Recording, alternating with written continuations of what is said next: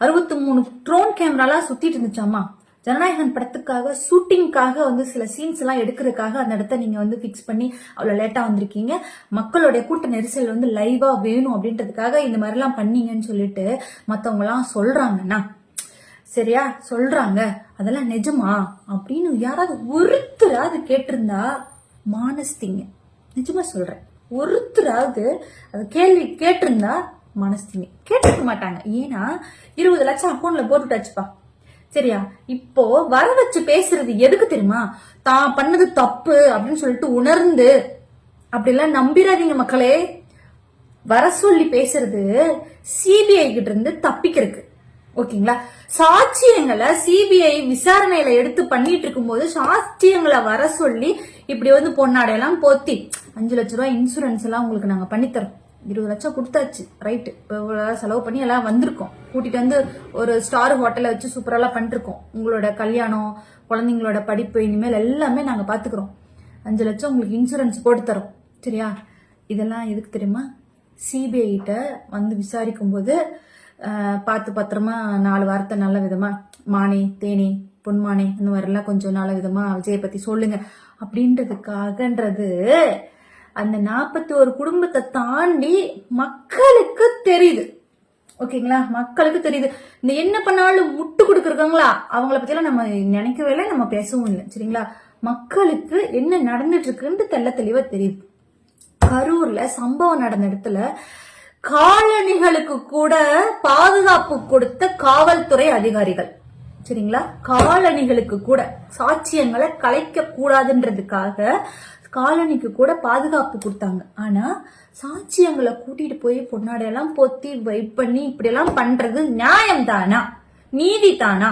சொல்லுங்க. சரி, திமுக தரப்பினர் மீது எத்தனை அவதூறுகள் பரப்புனாங்க.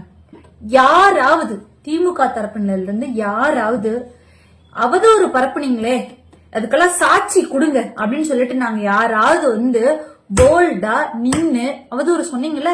ஸ்ப்ரே அடிச்சாங்கன்னு சொன்னேலமா, மாவட்ட கழக செயலாளர் மனைவி ஸ்ப்ரே அடிச்சதுக்கான ஆதாரம் இருக்கா அவங்ககிட்ட அப்படின்னு யாராவது நாங்க கேட்டோமா? கேட்கல. ஏன் தெரியுமா? இதுக்கு புத்தி இவ்வளவுதான் அப்படின்னு சொல்லிட்டு விட்டுட்டோம். கழுத்து நெரிச்சு கழுத்துல கால் வச்சு மிதிச்சாங்களாம், நெரிச்சாங்களாம், சட்டையெல்லாம் கிழிச்சாங்களாம், கத்தியெல்லாம் போட்டு கிழிச்சாங்களாம் அப்படின்னு அந்த அம்மா அப்படியே அந்த அம்மையார் வந்து அவ்வளவு அழகா தெளிவா பள்ளுத்தமிழ்ல பேசுனாங்க. சரியா? ஆனா அதுக்கெல்லாம் ஆதாரம் கேட்டா கிடையாது. இப்படி அவதூறு பரப்புனதுக்காகவே அவங்க மேல நடவடிக்கை எடுக்கலாம். ஆனா நாங்க யாரும் எடுக்கல. ஏன் தெரியுமா? அதுதான் மெச்சூரிட்டி. திமுக ஆரம்பிச்சு 76வது வருஷத்தை அடி எடுத்து வச்சு போயிட்டு இருக்கு. நல்ல பாதையில வளர்ச்சி பாதையை நோக்கி போயிட்டு இருக்கோம். இவங்களுக்கெல்லாம் பதில் சொல்லணும்ன்ற அவசியம் கூட திமுகவுக்கு இல்லைன்றனாலதான் இதை வந்து கண்டுக்கவே இல்லை. போயிட்டே இருக்காங்க அவங்க பாட்டுக்கு, அவங்க பாதையில போயிட்டே இருக்காங்க. இவங்கதான் வந்து பதறுன்னு இவங்கதான் இருந்துட்டே இருக்காங்க. இப்ப கூட விஜய் வந்து மனசுருகி அழுதாரா? கிடையாது. குழந்தைங்களெல்லாம் கூட்டு வர வேண்டாம்னு சொன்னமேம்மா, கூட்டிட்டு வந்தீங்களே, ஏமா கூட்டு வந்தீங்க அப்படின்னு சொல்லிட்டு இப்போ மக்கள் பக்கம் தான் திருப்பிடுறாரே தவிர 7 மணி நேரம் நான் வந்து இது லேட்டு அப்படின்னு சொல்லிட்டு அந்த மன்னிப்பு கேட்டாரா? இல்ல. அவரும் கேட்கல, இவங்களும் ஏன் லேட்டா வந்தீங்கன்னு கேட்கல. இப்படிதான் போயிட்டு இருக்கு மக்களே. தமிழ்நாட்டு மக்களுக்கு தெரியும் என்ன நடந்துட்டு இருக்குன்னு. தமிழ்நாட்டு மக்களுக்கு தெரியும். இப்ப 27,000 பேர் வந்தாங்கன்னா குறைஞ்சது 20,000 பேருக்காச்சும் மொபைல்ல வீடியோ எடுத்திருப்பாங்களா? அந்த வீடியோ எல்லாம் ஒன்னொன்னா வெளியே வந்துட்டுதான் இருக்கு. ஆனா ஒரு வீடியோல கூடவா ஸ்ப்ரே அடிச்சதும், கழுத்தை வச்சு மிதிச்சதும், கத்தில வச்சு கிழிச்சதும் வந்து வராது. சரி, 63 ட்ரோன் கேமரா இருந்துச்சுல, அதுலயும் கூடவா வராது? யாராவது ஒரு வீடியோ வச்சு வெளியிட வேண்டியதானே? திமுக தரப்பினர் இந்த மாதிரி பண்ணாங்க அப்படின்னு சொல்லிட்டு ஒரு வீடியோவாவது ஒன்னு கூடவா கிடைக்கல? சொல்லுங்க.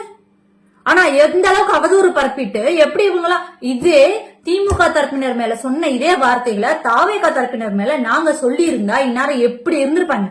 நீங்க சொல்லுங்க, எப்படி என்ன மாதிரியான ஒரு நிகழ்வு நடந்திருக்கும்? இந்த என்ன வீடியோ பட்டாலும் இந்த கமாண்ட் போடுறாங்க பாருங்க இந்த பசங்களை, அவங்களோட மெச்சூரிட்டி அவ்வளவுதான். சரியா?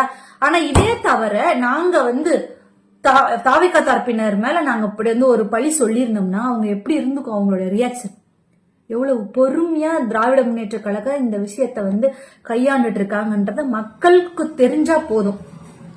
முட்டு கொடுக்கறவங்கள பத்தி நாங்க பேச்சே எடுக்கல. விஜய் என்ன பண்ணாலும் முட்டு கொடுப்பாங்க, அவங்கள பத்தி நாங்க பேசவே இல்லை. ஆனா திராவிட இப்போ ஒருத்தர் சொல்றாரு, கரூர் வந்து செந்தில் பாலாஜியோட கோட்டை, அந்த கோட்டையை நாங்க உடைக்கிறோம்.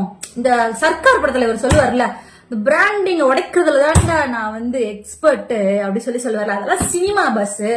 சினிமா 25 வருஷம் அரசியல் வாழ்க்கை செந்தில் பாலாஜி அண்ணாக்கு. எத்தனை வருஷம்? 25 வருஷம் அரசியல் வாழ்க்கை, பொது வாழ்க்கை. சரியா? இதுல ஒரு தேர்தல்ல கூட அவருக்கு தோல்வின்றது இல்ல.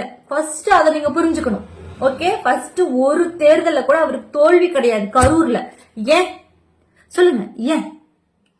மக்கள் மேல அவர் வச்சிருக்கிற பாசம், மக்கள் அவர் மேல வச்சிருக்கிற பாசம். இது வந்து கரூர் செந்தில் பாலாஜியோட கோட்டைன்னு நீங்க தான் வந்து பயந்துட்டு கரூருக்கு வராம இருக்கீங்களே தவிர, நாங்கெல்லாம் வந்து நீங்க கேட்டிருந்தா உங்களுக்கு ஒரு மண்டபம் வேணுமா, சரி நாங்களே இவரே ஏற்பாடு பண்ணி கொடுத்திருப்பாரு. செந்தில் பாலாஜி அண்ணாவோட மனசை புரிஞ்சுக்காதவங்க தான் பார்த்து பயந்து தள்ளி இருக்காங்க. மனசு புரிஞ்சிருக்கவங்க பக்கத்துலதான் டிராவல் பண்ணுவாங்க. சரியா? பயம். ஏன் பயம் சொல்லுங்க? ஏன் பயம்?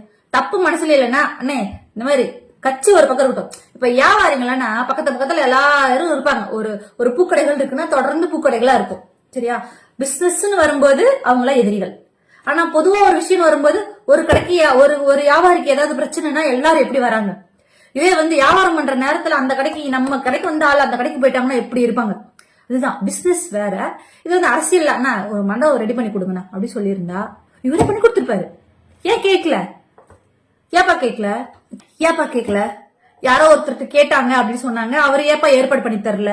கரூர்ல பர்மிஷனே தரல. எப்படிப்பா பர்மிஷன் தருவாங்க? நீங்க வந்து கிரீன் கார்டு எல்லாம் கேட்டா எப்படிப்பா பர்மிஷன் தருவாங்க? ஏன்னா அந்த பர்மிஷன் கேட்ட லெட்டர் காட்டுங்க அப்படின்னு சொல்லிட்டு இந்த மக்கள் கேட்டிருப்பாங்கன்னு நினைக்கிறீங்க? கேட்டிருக்க மாட்டாங்க. ஏன்னா கேட்டா தான் அவங்கள தற்கொலையில இருந்து பாஸ் ஆயிருப்பாங்களே. கேட்கறதுக்கு ஆளு கிடையாது. அதனாலதான் அவங்கள தற்கொலைகள். அவங்களெல்லாம் வச்சுதான் பகடைக்காய் ஆடுறாரு மிஸ்டர் விஜய்.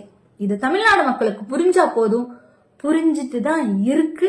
ஒரு விஷயமும் கேம் ஆடிட்டு இருக்காங்க. மக்களோட உயிரை வச்சு கேம் ஆடி ஆரம்பிச்சிருக்காங்க தாவேகா தரப்பினர்ன்றது. நம்மளுக்கு இன்னும் தேர்தல் வரைக்கும் இன்னும் என்னென்னலாம் வித்தைகள் காட்டுறாங்கன்றது நம்ம பார்க்கலாம் மக்களே. தேங்க்யூ.